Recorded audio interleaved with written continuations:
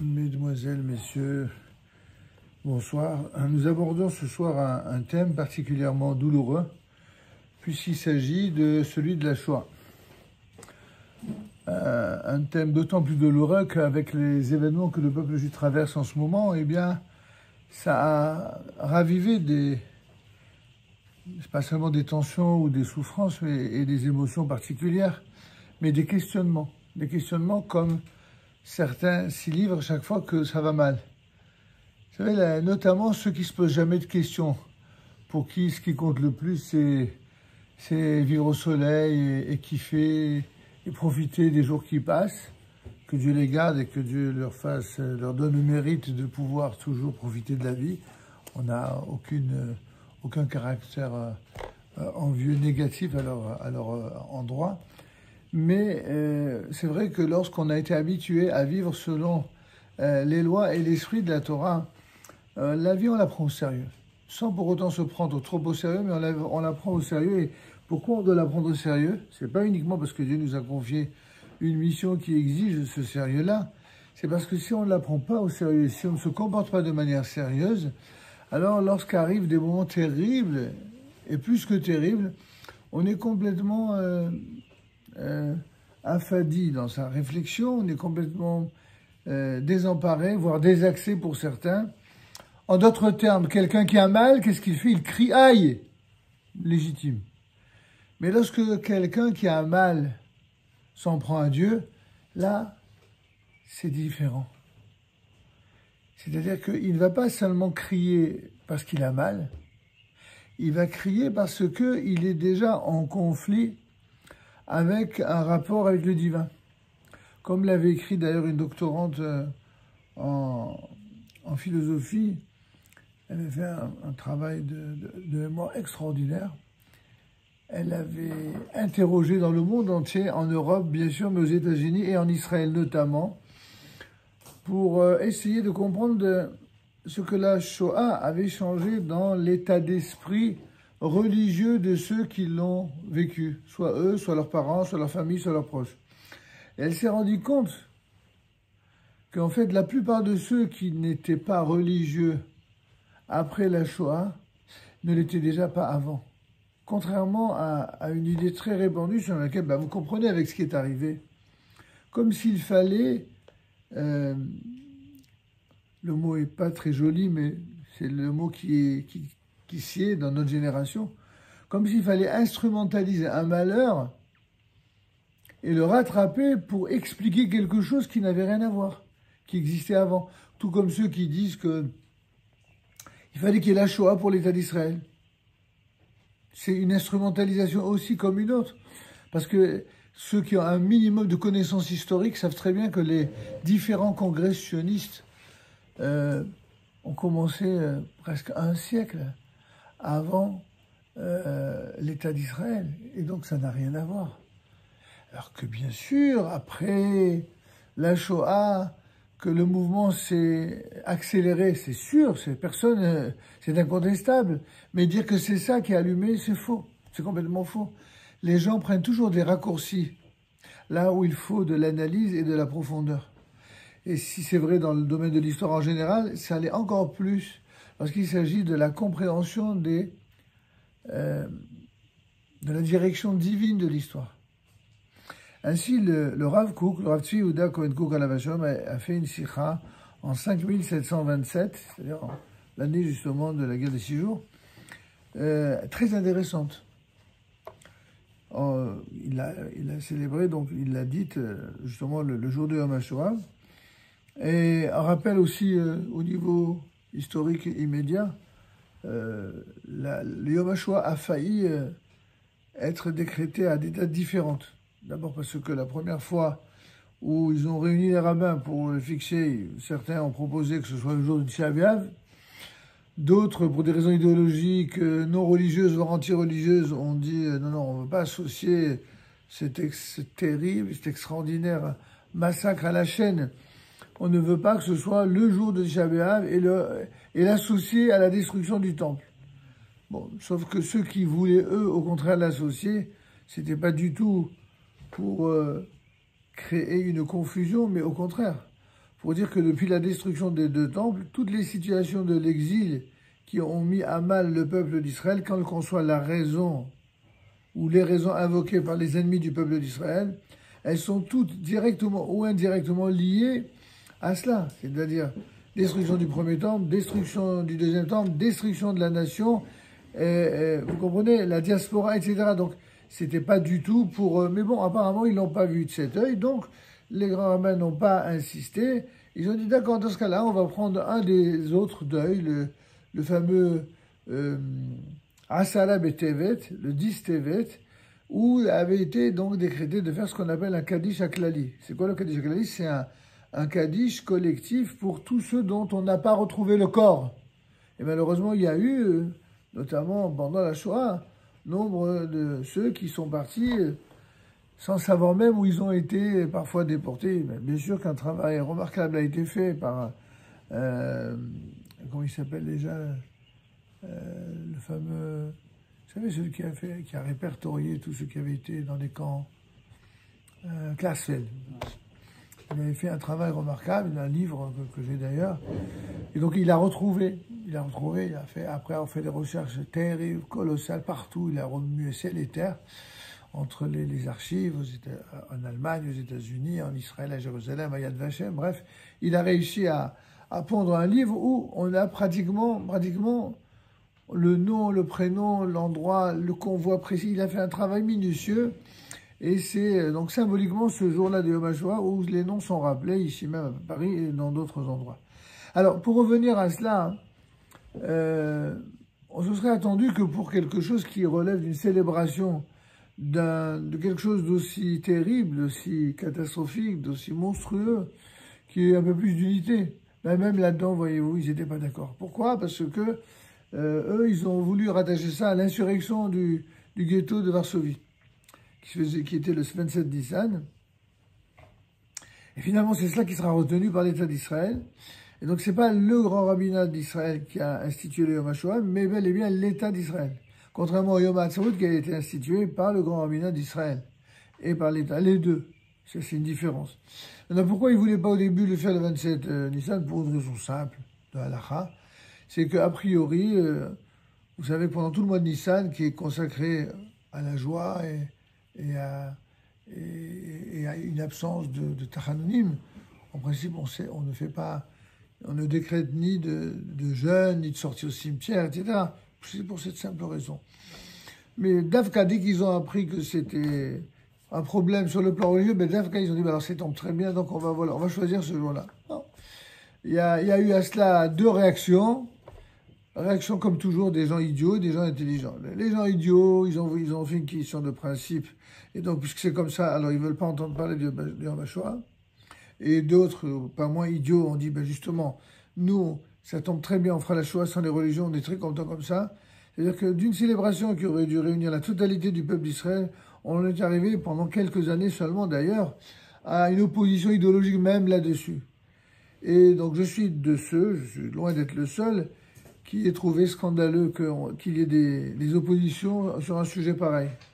Et que même si, a priori, c'est vrai, il n'était pas souhaitable de choisir ce moment-là, ben malgré tout, dès le moment où la majorité du peuple d'Israël a accepté cette date, même si elle n'est pas d'origine rabbinique, et que le but étant d'avoir une pensée de commémoration et de respect pour ceux qui ont été ainsi assassinés lâchement par millions, et dans un silence assourdissant et complice de toutes ces nations qui aujourd'hui voudraient donner des leçons à Israël pour savoir comment se comporter avec nos ennemis. Alors finalement, moi je suis de ceux qui célèbrent le Yom HaShoah dans notre synagogue et dans d'autres synagogues parisiennes. Énormément de synagogues le font, la plupart d'ailleurs, et je pense que c'est une bonne chose. Ça c'est pour juste un rappel historique des conditions dans lesquelles les choses ont été instituées. Maintenant, pour ramener cette discussion à une dimension un peu plus spirituelle, un peu plus profonde. La question de ce que le Rav appelle Timohon Levav. Qu'est-ce que ça veut dire Timohon Levav? Je vais vous expliquer dans un instant. Le Rav Kook commençait sa dracha sur le Yom HaShoah de la manière suivante. à ceux qui posaient des questions, pour ne pas dire demander des comptes à Dieu, après la Shoah, beaucoup plus que demander des comptes à Hitler. Alors il a dit, quand on a la foi, quand on a une foi juive, qui est justement non assortie d'idéologie marquée, qu'elle soit de droite ou de gauche, quand on est vraiment un juif qui conserve sa foi intacte, il ne se met jamais dans une situation de demander des comptes ou de faire des reproches au maître du monde. Ça, c'est quelque chose qu'on ne s'autorise pas. Il peut que Dieu vous en préserve, que Dieu nous en préserve, arriver les pires choses qui soient. On a qui on est pour oser poser des questions à Dieu ou sur Dieu. On peut se poser des questions à soi, on a le droit de poser des questions. Pourquoi de tels malheurs ont pu nous arriver? Ça, c'est pas interdit. C'est pas ça le problème. Au contraire, on a bien posé la question dans le Talmud, mais pourquoi il y a eu la destruction du premier temple? Et pourquoi il y a eu la destruction du deuxième temple? Et on a donné des réponses. On a dit quelles sont les fautes à propos desquelles il a été dit que c'est à cause de ces fautes-là que le premier temple a été détruit. L'idolâtrie, les mœurs légères sur le plan des relations interdites, ainsi que le crime. C'est grave, non? Les rabbins n'ont pas dit, bah, il ne faut pas poser de questions, faut pas, c'est tabou. Chut. Non, non. Ils ont posé des questions, ils ont discuté, ils ont prouvé, ils ont démontré, ils ont donné les réponses. Même si c'est difficile. La même chose pour le deuxième temple, où là-bas on a parlé de sinatrinam, de la haine gratuite.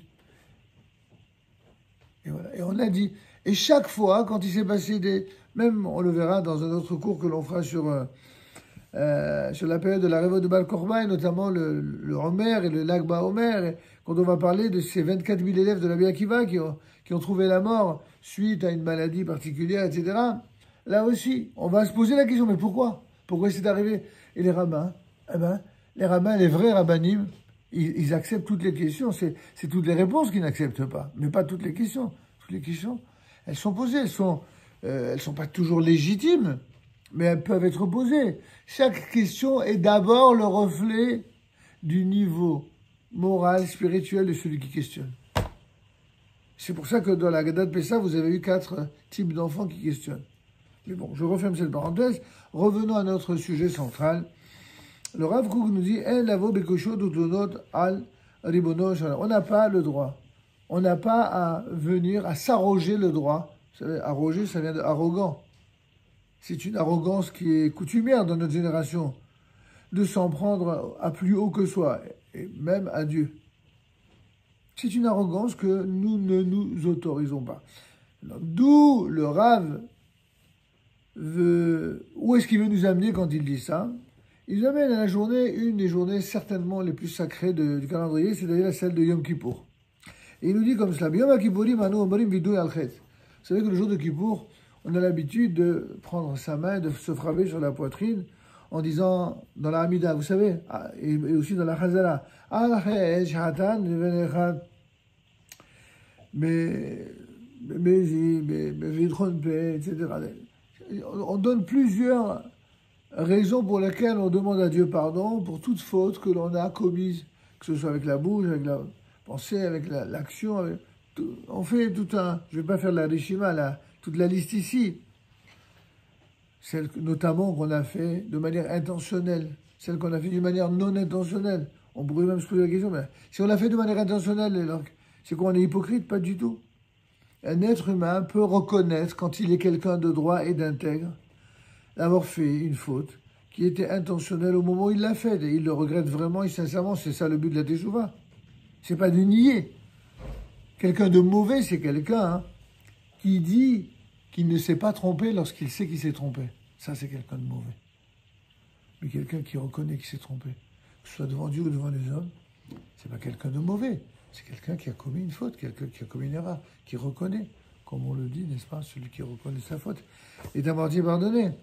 Dans certains cas, il est même complètement pardonné, par Dieu. En tout cas, une fois qu'on a fait toute cette liste, qu'est-ce qui se passe? À Mesoudar, les fils Seder à Aleph Bet. Nous avons donc cette longue liste qui, comme vous pourrez le constater, respecte un ordre par Aleph Bet. Gimel Dalet, de toutes les fautes que l'on a pu commettre. Comme quand, dans les Tarnaïm, on dit Acham, Bagano, Gazano, Dibal, oui, c'est Aleph Bet Gimel, d'accord? Akolel Khatamim, Sheben Adam Lamako, ou Bala Chavero. La caractéristique de ces différents types de fautes dans cette liste, c'est que tantôt ce sont des fautes vis-à-vis de Dieu, tantôt ce sont des fautes vis-à-vis de son prochain. Maintenant, qu'est-ce que nous dit le Rav? Hadavar ha'aharon she'anu maskirim hu al chet she'atan lefanecha bet Shimon levav. Dans la dernière partie de cette liste, la toute dernière reconnaissance de faute, elle est étrange, formulée d'une manière inattendue. On demande à Dieu de nous pardonner pour les fautes que nous avons fauté devant toi, Betimohon lebab, c'est-à-dire avec l'étonnement du cœur. Et évidemment, le Rav Kook vient nous citer un enseignement du Maharil Diskin, un très grand maître contemporain du Rav Kook. Il a posé la question, mais quelle est donc cette faute-là de l'étonnement du cœur? Est-ce qu'il y a une transgression, parmi les 248. Vous savez qu'il y a 248 commandements positifs et 365 défenses. Est-ce que parmi les laves, c'est-à-dire les défenses de la Torah, parmi les 365 défenses de la Torah, est-ce qu'il existe une défense de s'étonner, d'avoir le cœur étonné? C'est quoi? Ou alors est-ce qu'il y a une interdiction de s'émouvoir et de s'étonner? Et le Maharil Diskin répond que cette faute-là de l'étonnement du cœur, telle que formulée par nos sages, de toutes les fautes possibles, imaginables, c'est la faute la plus grave d'entre toutes. Si Ahataïm, c'est le summum de toutes les fautes, à savoir, les hitpalé al-hakadosh baruch hu, s'étonner, si on peut s'exprimer ainsi par anthropomorphisme, s'étonner du comportement de Dieu. C'est-à-dire s'étonner, porter un jugement, remise en cause de Dieu lui-même. Pour qui on se prend? Nous, l'être créé, nous qui naissons grâce à lui et mourrons quand il le décidera, et aurons des comptes à rendre, c'est nous qui allons lui demander des comptes. Il dit de toutes les fautes et de toutes les arrogances et de toutes les rébellions possibles et imaginables, la pire de toutes les fautes, c'est celle-là. Celle qui consiste, et c'est pour ça qu'elle vient en dernier, comme celle qui vient clôturer par ordre de gravité.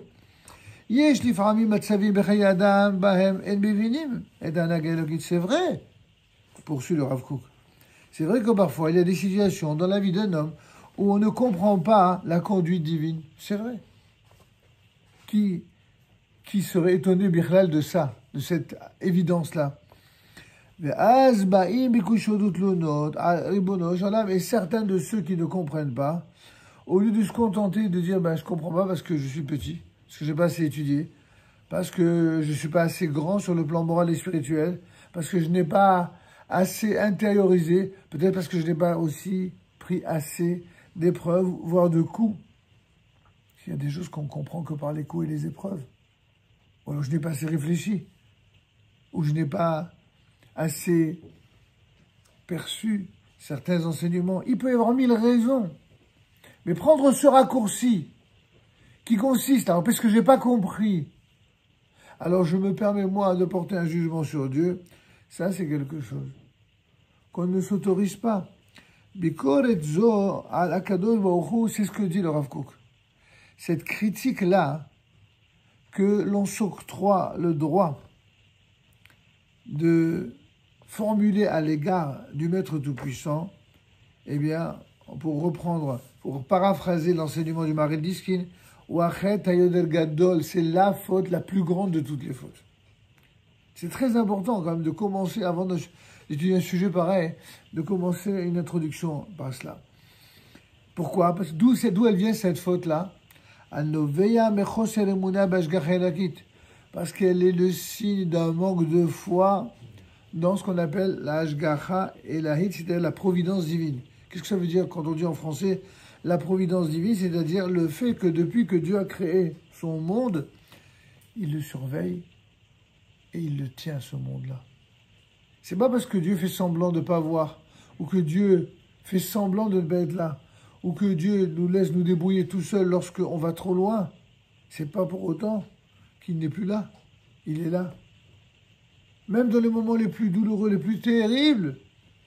Et c'est pas parce qu'on ne comprend pas le fait qu'il soit là, entre guillemets, et qu'il laisserait faire ceux qui sont des agents du mal, que ça nous donne le droit à nous de porter le moindre jugement. Gama Kushod à la Shoah. Et donc, dit le Rav Kook, même les questions que l'on pose autour de ce sujet redoutable qu'est la Shoah, hen begeder teluna al akadosh. Elle entre dans la définition de ce que le Rav appelle teluna, une plainte, une complainte contre Hakadosh Baruch Hu. D'accord, voilà, c'était juste, je voulais introduire le sujet avec vous. On fera une seconde vidéo un peu plus tard de la semaine concernant la notion de Heshbon Elahi, calcul divin, une manière de penser que Dieu a qui évidemment ne correspond pas à notre manière à nous de penser. On ne peut penser qu'avec les instruments de pensée qui sont les nôtres. Et puisque, comme dit le texte bien connu de la prophétie d'Isaïe, mes pensées ne sont pas vos pensées, mes chemins ne sont pas les vôtres. Alors évidemment, c'est comme quand quelqu'un se permet de porter un jugement sur telle ou telle situation de la vie courante, même de la vie quotidienne, de la vie dans un couple, en société, dans le monde du travail, pour partout. Et tout d'un coup, il réalise que tout ce qu'il a pensé, tout ce qu'il a déduit est complètement faux de A jusqu'à Z. Parce que tout ce qu'il a vu, tout ce qu'il a déduit est complètement faux. C'était basé sur des choses qu'il croyait avoir vues, qu'il croyait avoir compris, et il n'a rien compris. Alors imaginez si c'est déjà comme ça, s'il y a des quiproquos dont vous savez très bien l'un et l'autre, ou l'une et l'autre, vous savez très bien que ça a pu arriver dans votre vie, ça nous est tous arrivé de connaître parfois des malentendus, des quiproquos. Après, avec beaucoup d'intelligence et de mesure, on arrive à résoudre ces problèmes de quiproquos quand on est intelligent, quand on a la patience de le vouloir et de rechercher une explication. Mais imaginez si c'est des fois tellement dur au plan humain quand il s'agit de Dieu. Dont le champ de vision, il est infini, alors que notre champ de vision et de réflexion est forcément lié à nos propres limites. Tov. C'était juste pour faire l'introduction. Donc rappelez-vous de cette notion de Timhon Levav, l'étonnement du cœur. Il s'agit donc de s'étonner. Comment Dieu il a-t-il pu? Comment? Ça me rappelle un petit peu à une échelle rapportée à l'individu et non plus à la collectivité comme ici. Quand quelqu'un il perd un être cher, qu'il ait de la peine c'est normal, qu'il pleure c'est normal, tout est normal. Mais tout d'un coup vous envoyez quelqu'un dans l'assistance à vouloir partager la peine de celui qui est dans le deuil. Ah là là, c'est trop injuste. Mais espèce de surdoué, à qui tu dis c'est trop injuste? Qu'est-ce qui est trop injuste? Tu dis ça à qui? Au chirurgien qui a loupé l'opération? Et non, il a très bien fait l'opération. À qui tu dis ça? Au croque-mort qui vient faire leur boulot, ils n'ont rien fait. Et ben, tu dis ça à qui? À la famille, mais ils ont été exceptionnels et jusqu'au bout. Ah, c'est trop injuste. Tu dis ça à Dieu. Et ça, c'est juste de te permettre de porter un jugement. Iov, c'est vrai qu'il y a tout un livre dans le Tanakh qui parle de l'accumulation de malheurs terribles qui se succèdent et qui tombent comme ça sur une personne, sur son couple, sur sa femme, ses enfants, sur sa famille, sur ses biens, sur sa santé. Le fameux Job, Iov. Et jamais il va dire un mot sur Dieu.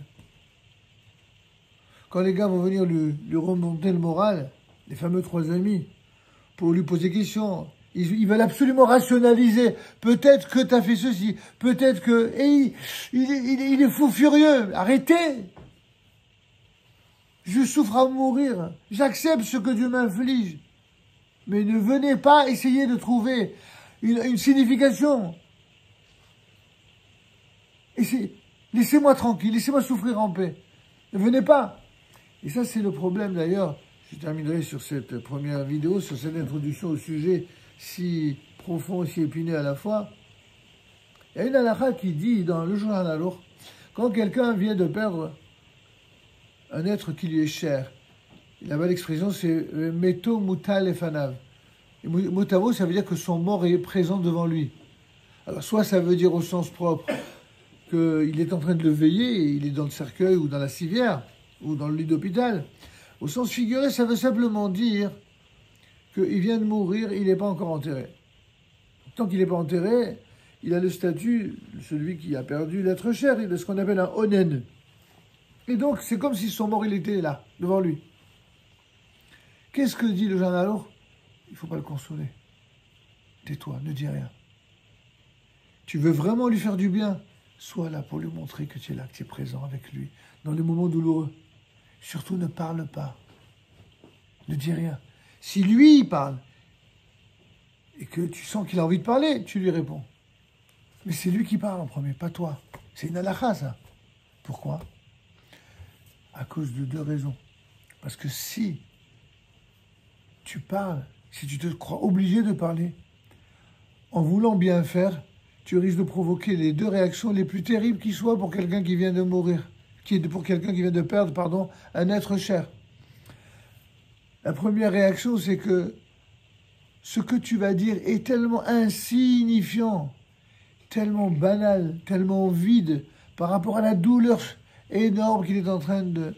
Au lieu de lui faire du bien, tu vas lui casser le moral 10 fois plus. Alors au mieux que tu te la fermes, plutôt que de parler.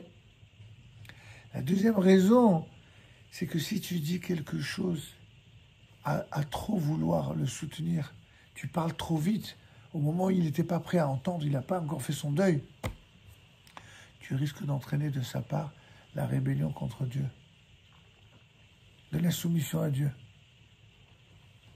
Et d'ailleurs, ce que cette halakha nous enseigne par rapport à l'individu ou la famille, c'est exactement un kol sheken par rapport à ceux justement qui ont connu la Shoah. Vous savez que la plupart de ceux qui ont connu la Shoah vraiment, je ne parle pas des enfants ou des petits cousins, je parle de ceux qui l'ont connu, qui miraculeusement en sont sortis vivants, ils ne voulaient pas parler après la Shoah. Ils ne voulaient pas parler. Il n'y avait pas de mots. Ils n'avaient pas de mots pour exprimer l'horreur qu'ils ont vue, la souffrance qu'ils ont souffert. C'était pas possible. Il y a des gens, déjà à l'époque, à la recherche du scoop, du sensationnel, du prix littéraire, ils étaient derrière pour les faire parler. Ils n'étaient pas prêts, ils les ont fait parler trop tôt. Alors, certains parmi eux, ils ont plus parlé des religieux, de Dieu que de Hitler. Pourquoi? Parce qu'ils les ont fait parler trop tôt. C'est pourquoi c'était intéressant, cette fameuse doctorante qui m'a, je ne me rappelle plus son nom, mais ça me reviendra, qui disait que d'après ses études, elle a démontré que la plupart de ceux qui n'étaient pas religieux avant la Shoah ne l'étaient pas, que ceux qui n'étaient pas après n'étaient pas avant. Il y avait une faible proportion de gens qui ont été effectivement tellement ébranlés que leur pratique, elle a diminué. C'est vrai. Bon, enfin, pas besoin de connaître la Shoah pour ça. Vous avez des gens qui sont nés orthodoxes et qui laissent tout tomber la Torah. Vous avez des gens qui sont nés là-bas à Vilna, dans la communauté la plus pieuse, avec les plus grands Talmidei Chachamim qui soient, et leurs enfants, ils sont devenus communistes. Ils connaissaient tous le Talmud sur le bout des doigts, et ils ont tout laissé tomber. Qu'est-ce que raconter des bêtises? À dire, ah, c'est parce que la Shoah, c'est du n'importe quoi. N'importe quoi. C'est même pas, vous comprenez? Évidemment, c'est pas des choses qu'on peut dire de manière aussi légère devant la personne elle-même qui a vécu cela. Il faut lui foutre la paix à cette personne-là. Mais ceux qui en font des gorges chaudes et qui utilisent, qui instrumentalisent la souffrance de la Shoah pour des idéologies venues de je ne sais où, on sait très bien d'où elles viennent d'ailleurs. Mais comme je ne veux pas faire exactement ce que je leur reproche, donc moi non plus je ne veux pas l'instrumentaliser. Mais ceux qui l'instrumentalisent, la Shoah, c'est pas innocent. Encore une fois, je ne parle pas de ceux qui l'ont connu. Je parle de ceux qui sont soit leurs proches, leurs descendants, il n'est pas malheureusement étrange, quand on étudie avec sérieux ce sujet, de constater que les juifs les plus antisémites qui existent aujourd'hui en Israël sont souvent, pas toujours, mais sont souvent des gens qui sont des descendants de la Shoah. Comment que ça se fait? Comment? Pas toujours, évidemment. Alors là aussi, on va dire, oui, mais vous comprenez, c'est parce que... Quoi, c'est parce que? C'est parce que quoi? Vous voyez que quand on veut donner des raisons, quand on veut prendre des raccourcis, quand on veut instrumentaliser, on arrive à dire des horreurs. C'est pourquoi le Rav Kook, il n'est même pas rentré dans tout ça. Il a dit, calmez-vous. On ne porte pas de jugement sur Dieu. On n'essaye pas de parler de choses qui nous dépassent. Il faut avoir un recul énorme, une capacité de réfléchir, comme dit le Ramchal, vous savez, comme quelqu'un qui regarde d'en haut et qui voit, depuis le ciel, il voit quelqu'un qui va dans un... Comment on appelle ça? C'est plusieurs voies sans issue, là. Un labyrinthe, bravo. Cherchez le mot. Je l'avais en hébreu, je ne l'avais pas en français.